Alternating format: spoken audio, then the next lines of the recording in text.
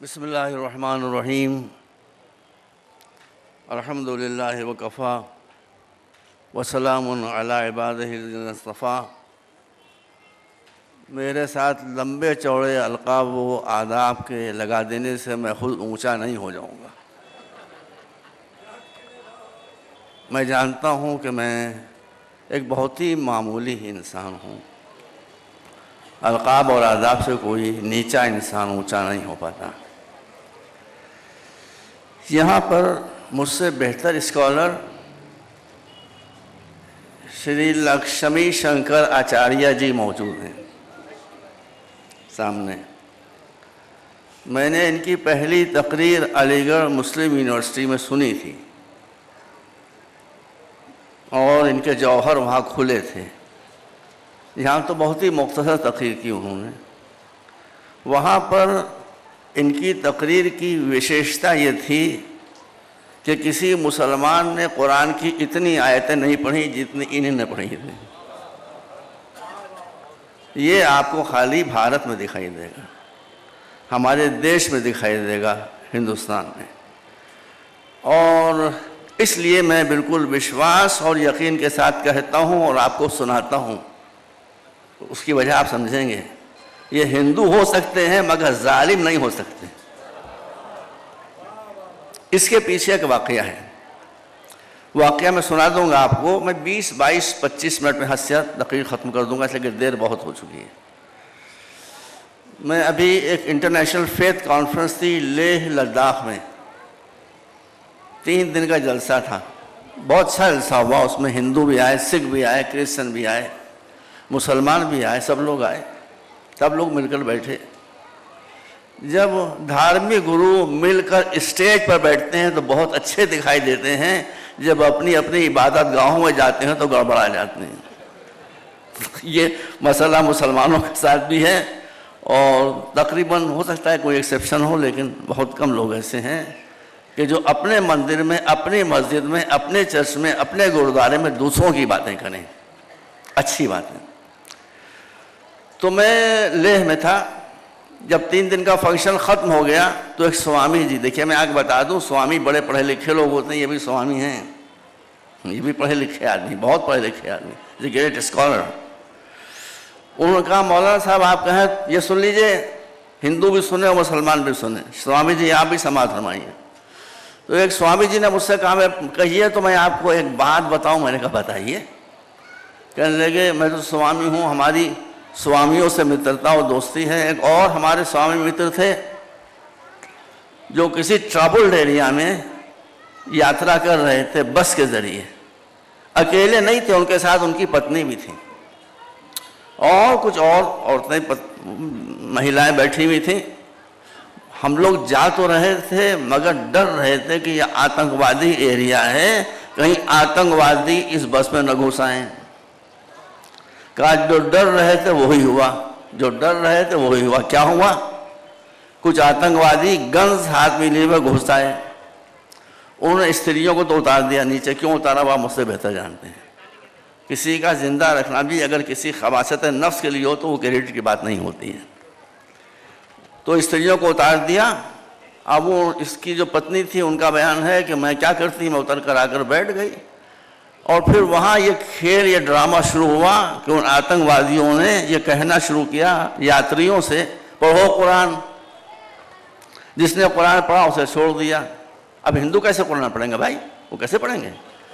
جنہوں نے قرآن نہیں پڑھا ان کو اس جرم کی یہ سزا ملی کہ ان کو انتہائی بربرتا کے ساتھ ان کی ہتیا کر دی گئی اور لاش بس کے باہر پھینک دی گئی۔ اب ان کی پتنی کا بیان ہے کہ میں ڈر رہی تھی کہ تھوڑی دیر کے بعد میرے پتی کی لاش بھی آتی ہوگی، مگر سنیے، مگر وہاں یہ ہوا کہ میرے پتی کی لاش تو نہیں آئی۔ میں نے دیکھا کہ میرے پتی مسکراتے ہوئے بس سے اترتے چلے آ رہے ہیں۔ میرے پتی، سنیے بھیا، مسکراتے ہوئے بس سے اترتے چلے آ رہے ہیں۔ میں نے کہا آپ کیسے بچ گئے؟ کہا میں ایسے بچ گیا کہ جب وہ میرے پاس آئے لوگوں کو مارتے ہوئے، قتل کرتے ہوئے بربرتا کے ساتھ، اور مجھ سے کہا کہ پڑھو قرآن، تو مجھے وشواس ہو چکا تھا کہ خود ان کمبختوں نے قرآن نہیں پڑھا ہے۔ مجھے وشواس ہو چکا تھا کہ ان کم وقتوں نے قرآن نہیں پڑھا. میں نے گیتا جی کا شلوک پڑھنا شروع کر دیا. وہ کہنے لگے تمہیں قرآن بہت اچھا یاد ہے, جاؤ. یہ ہمارا رونا ہے جس کے لیے ہم آپ سے کہتے ہیں کسی بھی دھرم کا دشمن سب سے بڑی اس دھرم کے ماننے والوں کی جہالت ہوتی ہے. اب سنیے, اب ان کی پتنی نے پوچھا کہ آپ کو یہ کیسے, یہ سرٹیفکیٹ ہے سوامی جی جو آپ کی کمیونٹی نے قرآن کو دیا ہے. تو ان کی پتنی نے پوچھا سوامی جی آپ کو کیسے معلوم ہے کہ قرآن انہیں نہیں پڑھا ہے؟ ان کا ہم نے اس لیے سمجھا کہ قرآن اس نے نہیں پڑھا ہے کہ جو قرآن ہوتا پڑھے ہوئے ہوتا ہے وہ کبھی ظالم نہیں ہوتا. ان کا ظلم بتا رہا ہے. یہ سرٹیفکیٹ ہے جو ایک ہندو سوامی نے آتنکوادیوں کو دیا ہے. اس سے بہتر سرٹیفکیٹ کوئی نہیں ہو سکتا. میں بہت لمبی تقریر نہیں کروں گا. اس سیشن کا سندیش ہے پیس اینڈ یونٹی. ابھی سندیش ختم نہیں ہوا, ابھی تو میں تقریر کر رہا ہوں, لیکن جو دیش تھا جو مقصد تھا وہ حاصل ہو گیا. آپ مجھے بتائیں کہ حسین کے نام کے اوپر یونٹی پیدا ہوئی کہ نہیں ہوئی؟ کون سا وہ دھرم ہے, کون سا وہ مذہب ہے جس کے نمائندے, جس کے ریپریزنٹیٹیو, جس کے پرتیندھی یہاں موجود نہیں تھے؟ سکھ نہیں تھے یہاں, کرسچن نہیں تھے یہاں, ہندو نہیں تھے یہاں, بودھسٹ نہیں تھے یہاں, جو آزاد خیال لوگ ہیں وہ نہیں تھے یہاں. پروشوں کے بیچ میں استریاں بیٹھی ہوئی تھیں یہاں کہ نہیں تھیں؟ وہ بھی تھی. تو اس کا مطلب میں ایک چیلنج کرنا چاہتا ہوں. یہ تو ایک سمجھیے ایک ریپرزنٹیشن ہے مختلف کمیونٹیز کا, مختلف دھارمک لوگوں کا, لیکن اس سے یہ میسیج آتا ہے کہ حسین کی ذات وہ ہے کہ جہاں پر آ کر سب یونائٹڈ ہو سکتے ہیں. بودھ بھی آ جائیں گے, ہندو بھی آ جائیں گے, مسلمان بھی آ جائیں گے, شیعہ بھی آ جائیں گے, سنی بھی آ جائیں گے, کرسچن بھی آ جائیں گے. سب آ گئے نا, آپ نے اپنی آنکھوں سے دیکھ لیا. اب یہ دوسری بات ہے کہ سیشن اتنا لمبا ہو گیا کہ بہت سے لوگوں پر اتنا ٹائم نہیں تھا, کسی کو نماز پڑھنا تھی, کسی کو پوجا کرنا تھی, وہ سب لوگ چلے گئے. لیکن انہوں نے آ کر یہاں اپنی حاضری لکھوا دی کہ ہم حسین کے ساتھ ہیں, یزید کے ساتھ نہیں. اب میں آپ لوگوں سے ایک بہت ہی مؤدبانہ التماس کرنا چاہتا ہوں کہ اس سیشن کے ختم ہونے کے بعد 2-3 دن آپ بنگلور شہر میں گھومیے. اس میں ایک آدمی جو ایک کمیونٹی کی نمائندگی کر رہا ہے, اور کسی سے پوچھے بھائی تم یزیدی بھی ہو, پوچھے گھوم گھوم کر. میرا وشواس ہے ایک ہندو, ایک کرسچن, ایک جینی, ایک سکھ, ایک مسلمان نہیں ملے گا جو یہ کہے کہ ہم یزیدی ہیں. آپ نے دیکھی حسین کی تنہائی کربلا میں اور یزید کی تنہائی آج کی دنیا میں. اور میں اپنے دیش سے بڑی محبت کرتا ہوں بھائی, میں کھل کے بات کرتا ہوں, میں ڈرتا نہیں کسی سے. میں بھارت کی سرزمین پر پیدا ہوا, یہیں اتنا بڑا ہوا, یہیں مروں گا, اسی سرزمین پر دفن ہو جاؤں گا. میں اپنے دیش سے بہت پیار کرتا ہوں, اور یہی نہیں کہ میں اپنے دیش سے پیار کرتا ہوں, ہم اس دیش سے پیار کرتے ہیں, دیش کے دشمنوں سے نفرت کرتے ہیں.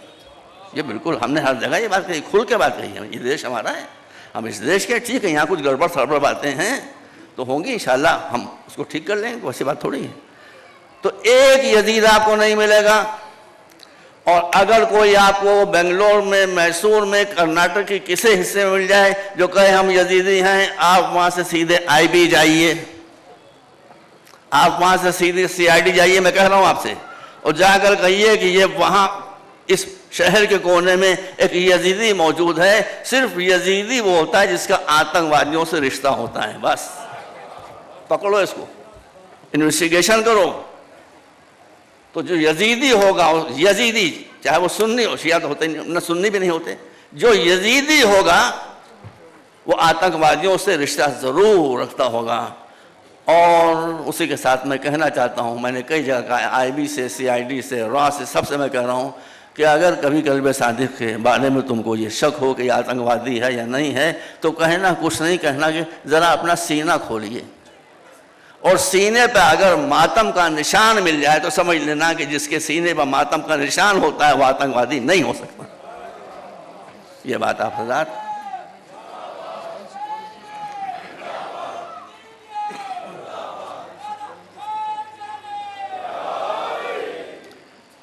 میں نے عرض کیا آپ تشریف فرما نہیں تھے سوامی جی صبح کے سیشن میں، تو میں نے وہاں یہ بات کہی تھی جہاں تک مجھے خیال آتا ہے کہ سارے جھگڑے نہ جاننے سے پیدا ہوتے ہیں، جب ایک دوسرے کو ہم جان لیتے ہیں تو جھگڑے محبت میں اور پریم میں تبدیل ہو جاتے ہیں۔ میں سوامی جی کو نہیں جانتا تھا، اس وقت تک میں نہیں سمجھتا تھا کہ ایسے منشیہ ہیں، لیکن جب علی گڑھ میں ان کا گیان دیکھا قرآن کے اوپر تو اس دن سے مجھے ان سے پیار ہو گیا، اس لیے کہ قرآن سے وہی پیار کرے گا جس کے دل میں شرافت کے جذبے موجود ہوں گے، ہے نا۔ اس لیے میں جیسا کہ میں نے آج صبح کو شریمد بھگوت گیتا کے حوالے سے کچھ باتیں رسی تھیں آپ کے سامنے، وہ صحیح کہی تھیں، وہ میرے پاس موجود ہے گیتا جی۔ آج ایک بات اور کہنا چاہتا ہوں۔ دیکھیے ایک بہت بڑے سوامی ہیں سوامی وویکانند جی، ان کا جو ورک ہے وہ 7 والیومز میں 7 جلدوں میں میرے ساتھ رہتا ہے۔ اس وقت 2nd والیوم ہے اس کی، جس کو میں راستے میں سفر میں پڑھتا رہتا ہوں۔ اس میں کیا لکھا ہے؟ جو انہوں نے ہندو دھرم کے بارے میں لکھا ہے وہی اسلام دھرم کے بارے میں بھی سچ ہے۔ دیکھیے بڑی پیاری بات لکھی ہے، کہا کسی دھارمک انسان کی یہ پہچان نہیں ہے کہ مندر میں بیٹھا ہوا صبح سے شام تک گیتا کا پاٹھ کر رہا ہو، پوجا کر رہا ہو، مذہب میں جو دھارمک رسمیں ہندو دھرم میں اس کو ادا کر رہا ہو، اس سے ثابت نہیں ہوتا کہ وہ آدمی واقعی دھارمک ہے۔ ارے آپ سو کیا رہے ہیں؟ کیا اسلام میں یہ نہیں ہے؟ ابن ملجم جس نے مولا علی کو قتل کیا تھا، شہید کیا تھا، اس کی داڑھی تھی کہ نہیں تھی؟ بتائیے، بغیر دیکھے آپ کو یقین ہے کہ قاتل علی کے چہرے پر داڑھی ضرور ہوگی، بغیر دیکھے آپ کو یقین ہوگا۔ کیا وہ نماز نہیں پڑھتا تھا؟ اعتکاف میں تھا جہاں مسجد کے باہر کوئی نکلتا نہیں، روزے رکھتا تھا، نمازیں پڑھتا تھا، ماتھے نشان گھٹے کا نشان ماتھے کے اوپر تھا۔ یہ ساری باتیں قاتل علی میں پائی جاتی تھیں، مگر کیا وہ مسلمان تھا؟ مسلمان کبھی علی کے قتل کی جسارت کر سکتا ہے؟ اسی لیے یہاں پر کافروں کو بہت برا ملا، کہا کہ ہمیں ساری ایسی باتیں نہیں کہنا چاہیے، آپ کو سمجھ کے بات کہنا چاہیے۔ ہاں کافروں پر ہم بھی لعنت کرتے ہیں، میں کافر ہے کون؟ ہم سے کیوں پوچھتے ہیں؟ مولانا نے کہا کہ اذا اشتبہت الامور فعلیکم بالقرآن، جب کسی معاملے میں کنفیوژن ہوتا ہے گو اسٹریٹ ٹو قرآن، جاؤ قرآن کے پاس۔ ہم بھی کافروں کو برا کہتے ہیں، ہندو کافر ہیں، کرسچن کافر ہیں۔ قرآن نے کیا بتایا؟ 3 پارہ جہاں پر آیت الکرسی شروع ہوتی ہے وہیں پر جو آیت ختم ہوتی ہے اس میں کلیئرلی لکھا ہوا ہے کہ تم ہم سے پوچھتے ہو کافر کون کافر کون کافر کون، ہم رسموں سے نہیں بتاتے، ہم کیریکٹر سے بتاتے ہیں۔ وَالْكَافِرُونَ هُمُ الظَّالِمُونَ، کوئی نمازی ہو، روزہ دار ہو، ماتھے پر نماز کا گھٹا ہو، لیکن اگر اس کے مزاج میں اتیاچار پایا جاتا ہے تو یہاں لوگوں کو مسلمان کہہ کے وہ دھوکہ دے گا، قیامت کے میدان میں مسلمانوں کے صفوں میں نہیں ہوگا، کافروں کی صفوں میں۔ اس لیے کہ اسلام میں ظلم، اتیاچار، انیائے، اس کو کفر کی علامت قرار دیا گیا ہے۔ محبت، پیار، خدمت خلق، اس کو ایمان کی علامت قرار دیا گیا ہے۔ تو دین کا فیصلہ کیریکٹر سے ہوتا ہے، رشوت سے تھوڑی ہوتا ہے۔ تو ہمارے سوامی جی نے ایک آیت کا اردو ہندی میں انواد کیا، میں اسی آیت کو پڑھ دیتا ہوں عربی میں۔ اس آیت میں ارشاد ہے ادفع باللتی ہی احسن فاذا الذی بینک وبینہ عداوۃ کانہ ولی حمیم۔ اے ہمارے رسول، جب آپ کے ساتھ کوئی آدمی بری بات کرے، آپ کو ستائے، آپ کو پریشان کرے، تو آپ ظلم کا جواب ظلم سے نہ دیجئے۔ یہ بہت گہری بات ہے۔ ادفع، اس کی بدسلوکی کا جواب آپ حسن سلوک سے دیجئے تو وہ جنگ ہار جائے گا۔ وہ آپ کا دشمن بن کر آیا تھا، وہ آپ کا دوست بن کر پلٹے گا۔ بس عزیزو میں سمجھ رہا ہوں اپنی بات کو۔ اس آیت پر بہترین عمل کربلا کے شہید امام حسین نے فرمایا۔ اس سے بہتر میں اتنی دیر سے یہ بیٹا سوچ رہا تھا کہیں اور کوئی مثال ملتی ہے مثال، لیکن اس بلندی کی نہیں ملتی۔ سوامی جی آپ کو تو سب معلوم ہوگا خود ہی۔ حسین کربلا کی طرف بڑھ رہے تھے مٹھی بھر لوگوں کے ساتھ، جس میں کچھ کو سپاہی کہا جا سکتا ہے، کچھ اتنے بوڑھے تھے کہ وہ سپاہی نہیں ہو سکتے، کچھ اتنے چھوٹے تھے کہ سپاہی نہیں ہو سکتے۔ اب اس سپاہیوں کے لیے ایک ایج ہوتی ہے۔ ادھر سے ہر کا لشکر آیا 1000 سپاہیوں کا، یزیدی لشکر۔ کچھ لوگوں کو مروت نہیں کہ امام نے پوچھا تم کیسے آئے ہو؟ کہا آپ کا راستہ روکنے کے لیے، آپ کو کشا یزید کے گورنر ابن زیاد کے دربار میں پہنچا دینے کے لیے۔ کہا کون؟ کہا آنکھ کچل کر یزید کی بیعت ابن زیاد کے ہاتھ پر کرنا ہوگی۔ کہا اگر میں نہ جاؤں کہا ہم آپ کی ہتیا کر دیں گے، ہم آپ کو قتل کر دیں۔ دیکھیے ساری بات آ گئی نا، وہ کہہ رہا ہے کہ ہم آپ کی ہتیا کر دیں گے، ہم آپ کو قتل کر دیں گے، ہم آپ کی جان لے لیں گے۔ اس سے بڑا ظلم اور کیا ہو سکتا ہے؟ ایک نردوش، ایک بے خطا انسان کی جان لینے کے لیے 1000 سپاہی کھڑے ہوئے ہیں، اس سے بڑا کرائم کیا ہو سکتا ہے؟ تاریخ بتائیے۔ ادفع باللتی ہی احسن۔ حسین اس قرآن کا آیت کا عملی ترجمہ پیش کر رہے ہیں۔ وہ یہ کہہ رہے ہیں ہم آپ کو قتل کر دیں گے۔ حسین نے کہا یہ ساری باتیں بعد میں ہوں گی، پہلے ہم کو یہ بتاؤ کہ تمہارے ہونٹ سوکھے ہوئے کیوں ہیں، پہلے ہم کو یہ بتاؤ کہ تمہارے کلے پھڑپھڑا کیوں رہے ہیں۔ کہ ہمارے پاس جو پانی کا اسٹاک تھا وہ ختم ہو گیا، ہم بہت پیاسے ہیں۔ امام نے فرمایا کہ اب ہم کوئی بات ہی نہیں کریں گے، زبان سے نہیں کہا، قرآن کو اپنے عمل سے بتایا۔ آپ نے حکم دیا اپنے سپاہیوں کو، سپاہی کیا ساتھی تھے، ساتھیوں کو، کہ ان سب کو پانی پلا دیا جائے۔ کس کو؟ جو کربلا جا رہے ہیں حسین کو قتل کرنے کے لیے، حسین کے بچوں کا خون بہانے کے لیے۔ اے رسول ساری پیشن گوئیاں کر چکے تھے، کیا حسین کو معلوم ہے کیا ہوگا؟ سب معلوم تھا ان کو، رسول نے بتا دیا تھا۔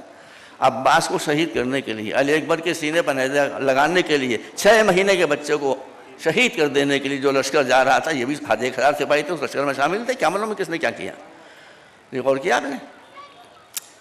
تو امام نے کہا ان سب کو پانی پلا دو۔ وہ جو حسین کے ساتھ تھے وہ بھی امام وقت سمجھ کر امام کے ساتھ چل رہے تھے، کہا ٹھیک ہے پلا دیتے۔ ایک سپاہی کو پانی پلا دیا گیا۔ کچھ سپاہی کمینے ذلیل اتنے نروس ہو گئے تھے کہ وہ حسین کے سپاہیوں کے ہاتھ سے پانی پی نہیں پاتے، گھبرائے جا رہے تھے، پانی گرا جا رہا تھا۔ یہ کریم ابن کریم، یہ ساقی کوثر، ساقی کوثر کا فرزند آگے بڑھا، مشکیزہ اپنے ہاتھ میں لے کر ان سپاہیوں کو اپنے ہاتھ سے سیر و سیراب کیا جو گھبراہٹ میں پانی نہیں پی پا رہے تھے۔ اب جب سپاہی پانی پی چکے تو امام کی نظر ان گھوڑوں پر پڑی، 1000 گھوڑوں پر جن پر یہ سپاہی سوار ہو کر آئے تھے۔ کہا کہ ان پہ زبان جانوروں کیا قصور ہے بھائی، ان کو پانی پلا دو، ان کی زبانیں نکلی ہوئی منہ کے باہر۔ اب امام کے ساتھیوں نے کہا فرزند رسول ہم پلا دیں گے، آپ کی اطاعت ہم پر واجب ہے، لیکن یہ آدمی نہیں ہے، گھوڑے ہیں، یہ 1000 سپاہیوں کے گھوڑے اگر پانی پئیں گے تو ہمارے پانی کا اسٹاک ختم ہو جائے گا۔ میں سوامی جی آپ سے پوچھنا چاہتا ہوں، آپ حضرات جو تشریف فرمائے ہیں، آپ سے میں پوچھنا چاہتا ہوں کہ 1000 گھوڑے اور 1000 سپاہیوں کو پلا دینے کے لیے جو پانی کا اسٹاک امام کے پاس تھا، اگر یہ دشمن کی فوج پر صرف نہ کر دیا گیا ہوتا تو کیا علی اصغر پیاسا ہوتا عاشور کے دن؟